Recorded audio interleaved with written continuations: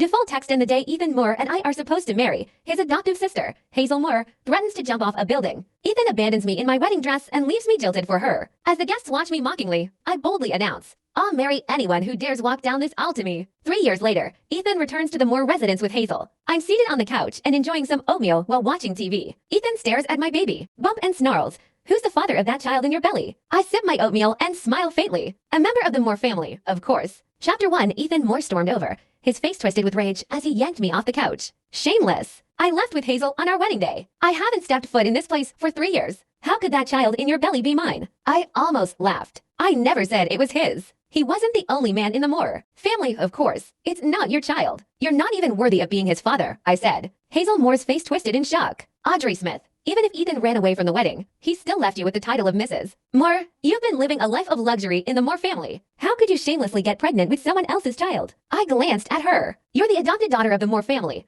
and you had the nerve to seduce your own brother. If we're talking about being shameless, who could possibly beat the two of you? Hazel's voice turned pitiful as she looked at Ethan. Ethan, for the past 3 years, we've kept things respectful. Yet, she's carrying someone else's child and cheated on you. The moment he heard her words, Ethan's fury exploded. He raised his hand and slapped me hard across the face. You filthy woman. You get knocked up by someone else and still dare to drag me and Hazel into it? Get out now, he shouted. The sharp pain bloomed across my cheek. My head went blank for a second from the force of the slap. Ethan ran off with Hazel 3 years ago, leaving me alone to face all the whispers and laughter at our wedding. Driven by rage, I called for a groom on the spot. It was his uncle, Jeremiah Moore, who stepped up and married me that same day. In Beaverton City, Jeremiah was known as the Frost King. Everyone has treated me with the utmost respect ever since I married him. After I got pregnant, he spoiled me even more. He wouldn't let a strand of my hair be harmed. Blood would have been spilled if he had known what Ethan had just done. To avoid a full-blown family tragedy, and for the sake of the child in my belly, I said coldly, if you both leave now, I'll pretend this never happened. However, they didn't appreciate the offer. Hazel lunged forward and yanked my hair. Ethan, this woman is scared. She wants us to leave now so she can use that child to take everything from the Moores. Ethan snapped. So that's what this is about. Well, I'm not letting it happen. I twisted away from Hazel's grip and said coldly,